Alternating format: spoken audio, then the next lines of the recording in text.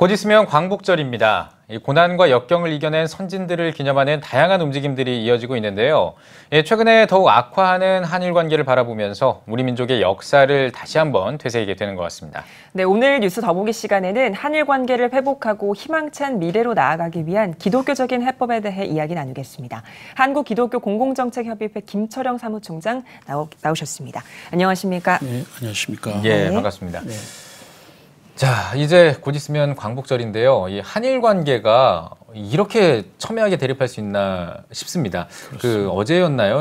우린 정부가 또 일본을 화이트리스트에서 또 이제 배제를 했고요. 맞대응을 또 했었고. 이렇게 사실 한일 양국이 대립한 게 하루 이틀이 아닌데 요즘 들어서 굉장히 이렇게 또 첨예하게 대립을 한 것 같습니다. 사실 이 갈등? 과정을 좀 한번 짚어봤으면 좋겠거든요. 어떻습니까? 뭐 한국과 일본의 갈등 관계는 어제 오늘이 일은 아닙니다만 네. 지난 2012년에 그 일본 강제징용 피해자들이 신일본 제철을 상대로 해서 손해배상을 청구하는 소송을 제기했습니다. 네네. 그래서 그 소송의 1심과 2심에서는 이제 원고 패소 판결을 받았는데 3심인 대법원에서 다시 파기 환송을 하면서 일제 징용 피해자들의 손을 들어주었습니다. 그러면서 이제 박근혜 정부에서는 이제 법리적 검토를 통해서 아직 피해 배상에 대한 청구권이 소멸되지 않았다라고 하는 걸 확인을 했고요. 그러면서 이 판결을 최대한 늦추려고 했는데 지난해 이제 10월 30일에 우리 대법원에서 확정 판결을 하면서 징용 피해자들 개개인에 대해서 일본의 기업들이 손해배상을 해야 된다라고 하는 그런 결정을 내리면서 이제 사실상 갈등이 시작된 건데요. 우리 정부의 이제 확인을 저희가 언론 보도를 통해서 보니까 한 6개월 내지 10개월 정도 한일 관계의 갈등과 파국을 막기 위해서 최대한 우리 정부가 노력을 다양한 이제 방안들을 검토를 했고요. 심지어는 한국의 기업과 일본 우리 그 징용 피해자들의 1:1 매칭까지 그런 방안들도 제시하고 그러면서 이제 일본 정부에다가 이제 그 방안을 제안을 했는데 그게 거부를 당했죠. 왜냐하면 1965년에 한일 청구권 협정 때 받은 그 보상금 3억 달러 안에 그런 피해자들에 대한 보상금도 포함되어 있다라고 일본 정부는 강력하게 이제 주장을 하고 있는 상황에서 지난 7월 1일 날 이제 일본 정부가 이제 수출 규제 조치를 단행하지 않습니까? 그리고 8월 2일에 우리나라를 백색 국가로 제외하면서 갈등이 최고조로 고조되면서 어제 이제 우리 정부도 그 백색 국가에서 제외하는 그런 안을 발표하고 1736개 전략 물자에 대해서 역시 이제 포함을 시키는. 그래서 아마 이게 9월 정도 되면 단행할 예정인데 이렇게 이제 긴장이 파고가 높아지긴 하지만은 다른 한편에서는 일본도 또 우리 한국도 조금은 이제 수위를 조절하고 있는. 그래서 이제 8월 15일 내일 모레 8.15 광복 74주년 대통령 경축사에서 어떤 메시지를 내놓을지를 주목하고 있습니다. 이런 일련의 상황들이 경제뿐만 아니라 국가 안보에까지 영향을 줄 것이라는 지적도 나오고 있습니다. 그래서 한일 간의 관계가 악함에 따라서 나타나는 우려점들 어떤 것들이 있다고 보시나요? 사실 그게 가장 큰 문제죠. 우리나라 같은 경우 이제 북핵 문제가 가장 크고요.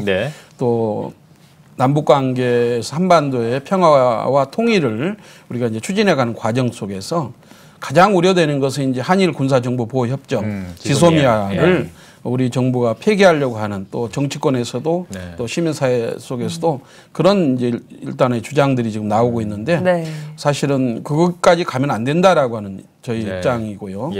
왜냐하면은 사실은 이제 한미일 삼각 공조, 동북아 안보 질서, 한반도 평화와 통일에 관련해서는 반드시 주변의 4대 열강들의 지지와 협력을 이끌어내야 되기 때문에 더구나 이제 자유민주주의 체제를 지향하는 한국과 일본과 미국이라고 하는 이 3국은 중국과 러시아, 북한이라고 하는 공산주의 사회주의 체제로 이제 뭉쳐져 있는 그 국가와는 대별되게 한미일 삼각 공조를 안보 동맹을 잘 지켜가야 한다고 생각이 되고요. 만일에 지소미아가 폐기를 결정하게 된다면 지난번에도 중국과 러시아의 전투기가 우리 영공을 침해한 그런 일도 있고 또 북한은 미국과만을 상대로 해서 지금 대화를 하려고 하는 그런 제스처를 취하고 있는 상황에서 자칫하면 우리나라가 외교적으로 고립될 수밖에 없는 그런 위기에 더 봉착하지 않을까 이런 우려가 있고요. 또 결국은 4대 열강의 지지 협력 속에서 한반도의 평화와 통일을 이끌어내야 되기 때문에 예. 너무 극단적으로까지는 가지 않았으면 좋겠다는 입장입니다. 네. 예, 알겠습니다.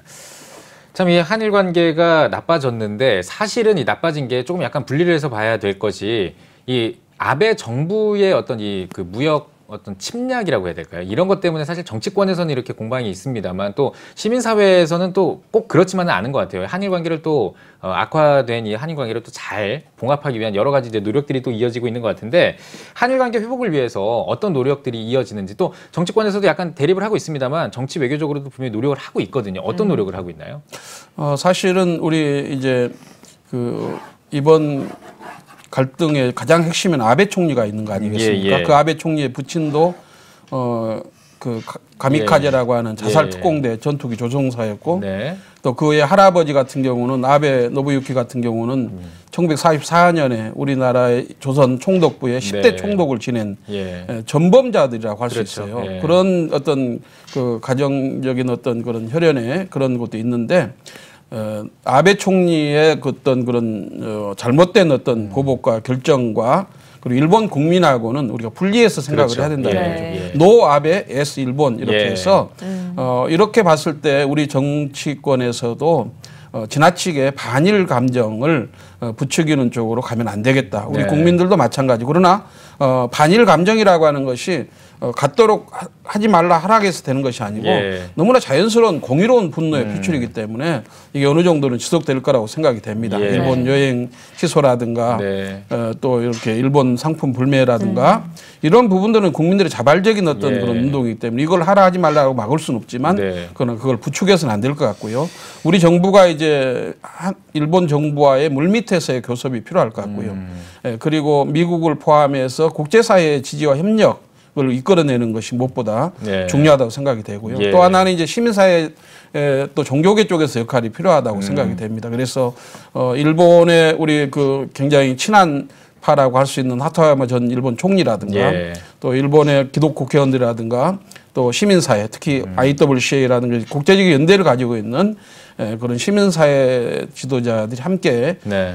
이 문제를 풀도록 일본 정부에도 강력하게 촉구하고 이런 네. 역할들이 필요하고 또 하나는 이제 일본의 목회자 중에 오야마 게이지라고 하는 예, 레이지 예. 목사님 같은 예, 예. 분은 네. 굉장히 이제 그 일본 정부의 침략과 이런 부분에 대해서 강하게 비판하는 분인데 이런 분들도 지금 이제 일본 아베 총리의 이런 잘못된 결정에 대해서 항의하고 그렇게 예. 하고 있는 중이죠. 예. 네. 한국 교회 같은 경우는 더욱 이제 역사의 주관자이시고 또 민족의 흥망성쇠를 주관하신 하나님께 기도하는 일도 필요하다고. 예. 네.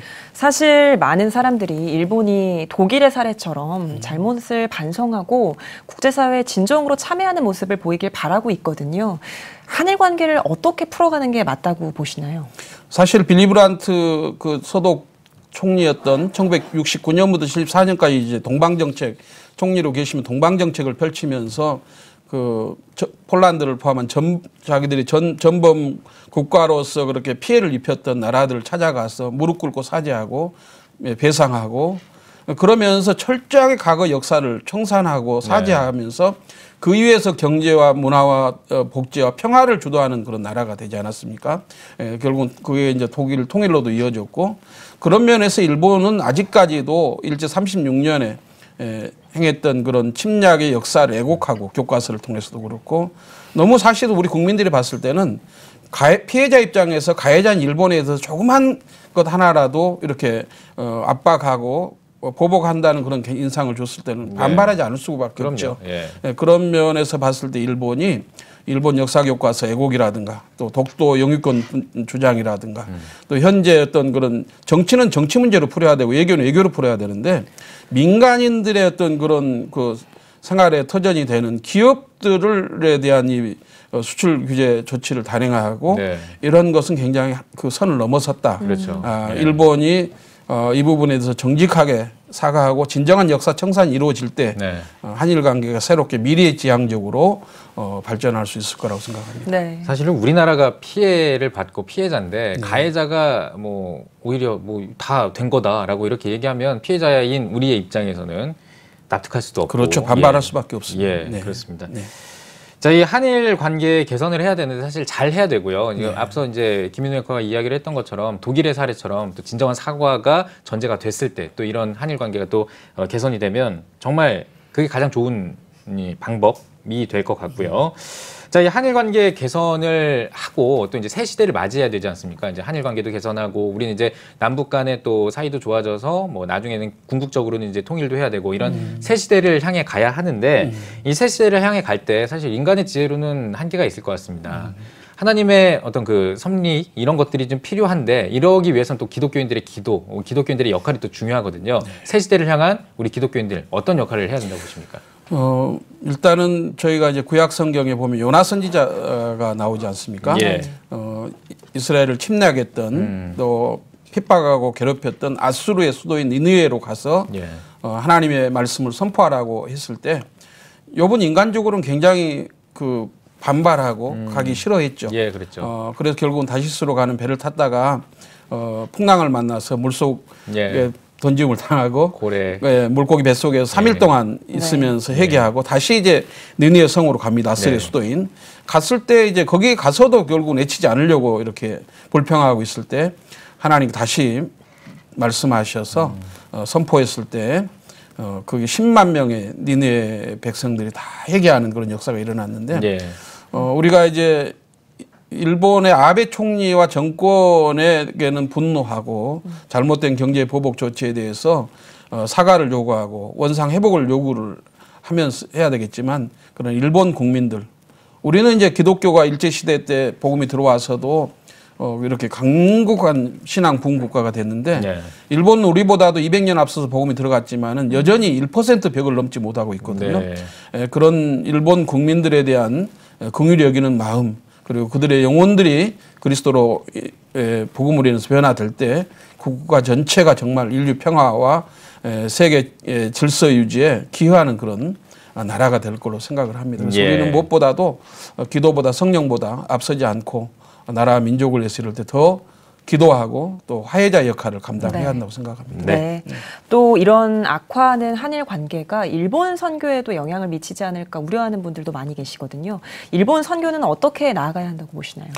제가 이제 1992년 7월과 8월에 CCC 대학생들과 함께 오사카의 굉장히 큰 교회에서 한 2달 정도 사역을 했어요. 그때가 이제 바르셀로나 올림픽 때 황용교 선수가 일본 선수를 제치고 1위를 하던 그 방송을 그 일본 송도임 댁에서 보게 됐습니다. 그러면서 이제 그 당시에 일본이 PKO라고 하는 군국주의 대국화를 꿈꾸는 군사 대국화를 꿈꾸는 그런 법안들을 이제 추진하고 있었고 그다음에 역사 교과서 왜곡 문제가 있었고 한일 관계가 그렇게 좋지 않은 때였는데요.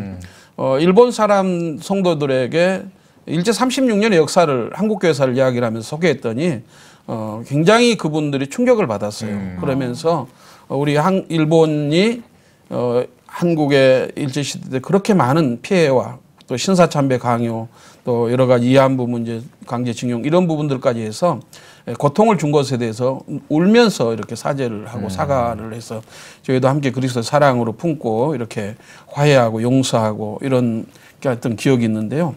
지금도 마찬가지라고 생각합니다. 우리 일본 선교사님들 또 우리 제1동포들 굉장히 어떻게 보면 심리적으로 두렵고 이축되는 그런 상황이 올 수 있는데 이 상황 가운데서 당당하게 하나님께서 우리 민족 속에 행하셨던 일들 그리고 그들을 일본 속에 보내셨던 하나님의 뜻과 계획들 그리고 일본의 변화는 진정한 그리스도의 복음으로만 가능하다고 하는 사실을 잘 이렇게 담대하게 선포했으면 좋겠습니다. 네, 알겠습니다.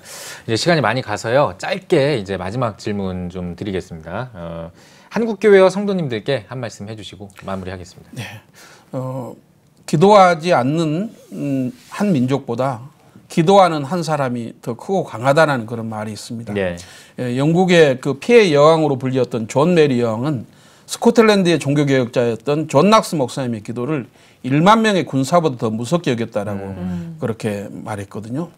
그런 걸 보면 우리는 역사의 주관자이시고 민족의 흥망성쇠를 주관하신 하나님 그리고 우리 민족의 위기 때마다 국제보상운동 또 IMF 때 금모으기 운동이라든가 또 지금 이 상황 가운데서도 강력한 국가를 만드는 일 또 기술력을 배양하고 또 국가의 국방력을 강화시키면서 우리가 이제 다시 한번 되어갈 수 있는 그런 기회를 하나님이 우리에게 주셨다라고 생각을 하고 예. 한마음 한뜻이 되어서 국가의 지도자들 중심으로 해서 우리 한마음 한뜻이 돼서 이렇게 나라 민족을 위해서 기도하고 힘을 모았으면 좋겠습니다. 네, 네. 알겠습니다.